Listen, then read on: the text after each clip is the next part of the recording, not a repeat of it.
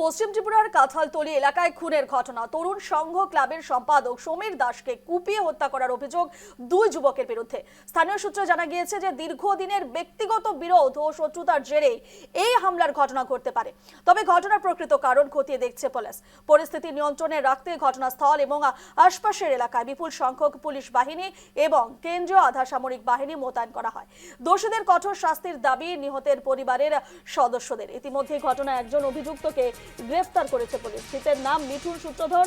তাকে আমতলী থানার পুলিশ গ্রেফতার করে জিজ্ঞাসাবাদ শুরু করেছে। অন্যদিকে এই ঘটনায় অভিযুক্ত স্বপন সূত্রধর এখনো পলাতক।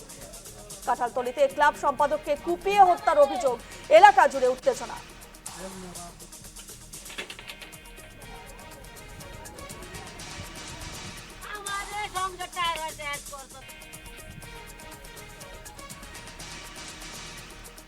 আমার শত্রু আছে দিবা আমার বিষে ওই সব আমরা গেটের সামনে আরেকবার দাও লই আইসে কালকা তত্ত্ব দরবার আমরা কই তারি না তো আমরা দরজা গেট খুলে রাখছি। আমার শাশুড়ি নিমন্ত্রণ খাই আইসে, আমি গেছি না।